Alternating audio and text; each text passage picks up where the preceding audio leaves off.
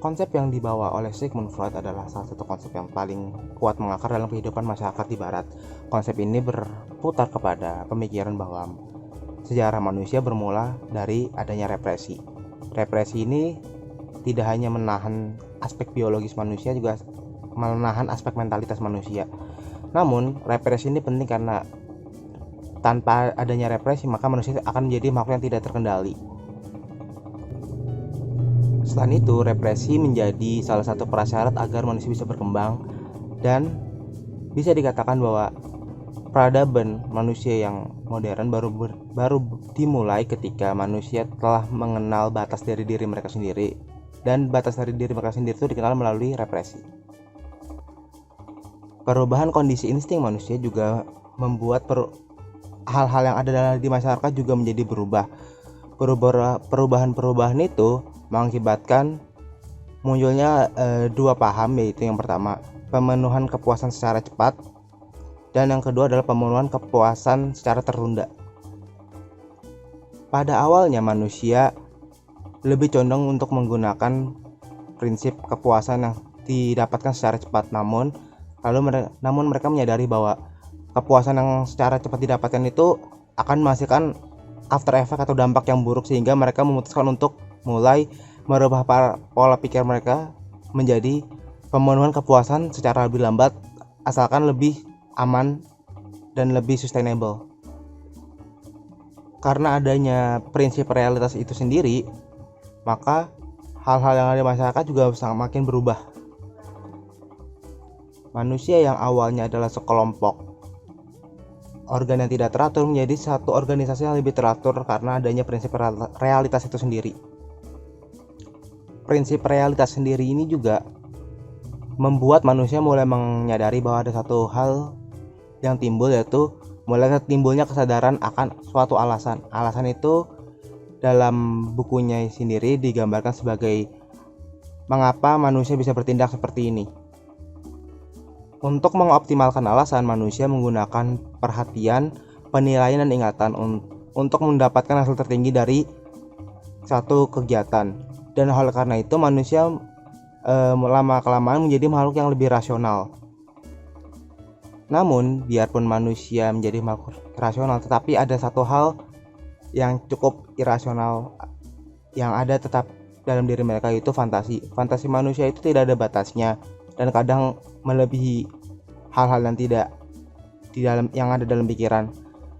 Namun pada saat ini fantasi manusia itu dikendalikan oleh masyarakat dan lingkup pertemanannya dan sebagainya, sehingga fantasi manusia itu tidak berlebihan dan tidak diwujudkan, yang tentunya akan mengakibatkan hal-hal negatif apabila beberapa fantasi dari manusia diwujudkan.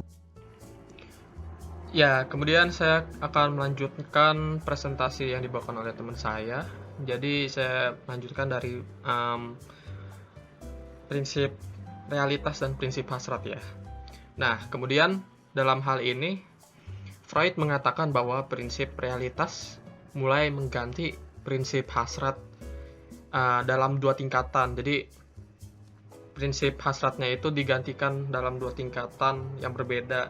Jadi ada tingkatan yang pertama, yakni dari segi perkembangan genus manusia atau bisa disebut sebagai filogenesis, dan juga dari segi individual atau ontogenesis. Jadi istilahnya dari skala besar dan skala individual itu ada berbeda-beda pergantian prinsipnya. Nah, hal ini terjadi sepanjang sejarah umat manusia dan pada setiap individual. Jadi ini merupakan sebuah proses yang berkelanjutan secara terus-menerus selama terjadinya peradaban manusia ini. Nah, dari segi filogenesis, prinsip realitas terbentuk ketika figur primal ayah mulai memonopolisasi kekuatan dan kenikmatan. Jadi yang dimaksud adalah di mana figur primal ayah tersebut bisa dibilang agama itu mulai memonopolisasi kekuatan dan kenikmatan. Jadi kenikmatan itu merupakan sebuah hal yang direpresi oleh figur primal ayah ini, sehingga manusia itu harus menuruti perkataan sang primal ayah agar bisa mendapatkan kekuatan ataupun kenikmatan. Nah, kemudian dari segi ontogenesis, hal ini terjadi pada masa kanak-kanak, di mana submisi yang dilakukan dan dipaksakan oleh orang tua kepada anaknya, dan kemudian menerapkan sistem prinsip realitas, di mana pada masa anak-anak, di mana masih muda, orang tua itu pasti selalu memaksakan prinsip apa hal yang terjadi yang sudah sebelumnya juga diajarkan oleh orang tua mereka kepada dia, dan kemudian ia teruskan kepada anaknya, dan hal ini terjadi secara terus-menerus. Nah, kemudian secara cepat prinsip realitas ini berkembang menjadi dominasi politis dan institusi sosial, di mana seseorang kemudian harus mempelajari dan menaati hukum dan atau bisa dibilang istilahnya order yang merupakan prasyarat prinsip realitas itu sendiri, dan kemudian prinsip dan regulasi dan hukum tersebut akan diturunkan kepada generasi selanjutnya.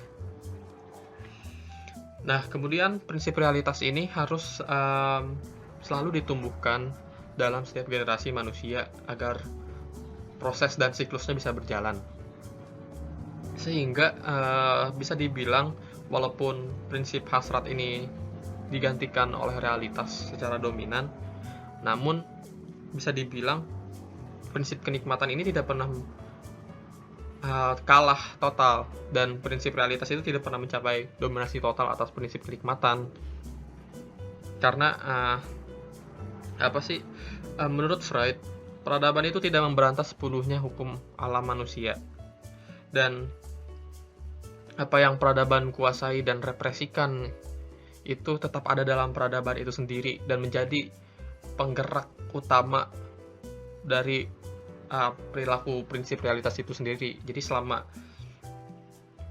prinsip kenikmatan masih ada, prinsip realitas akan selalu ada, dan juga sebaliknya. Nah, sekian bagian dari saya. Ya, selanjutnya akan diteruskan oleh saya, Aslan Banyuaji, akan melanjutkan presentasi dari kelompok 1. Dalam teori Freud ini, ia menganggap perjuangan primordial untuk eksistensi sebagai abadi, dan Freud percaya bahwa prinsip kesenangan dan prinsip realitas adalah selamanya antagonis. Gagasan bahwa peradaban non-represif adalah landasan teori Freudian, namun teorinya mengandung unsur-unsur yang menembus rasionalisasi ini. Mereka menghancurkan tradisi pemikiran barat yang dominan dan bahkan menyarankan kebalikannya. Metapsikologi Freud adalah upaya yang terus diperbarui untuk mengungkap dan mempertanyakan kebutuhan yang mengerikan tentang hubungan batin antara peradaban dan barbarisme, kemajuan dan penderitaan, kebebasan dan ketidakbahagiaan. Koneksi yang pada akhirnya mengungkapkan dirinya sebagai antara Eros dan Thanatos.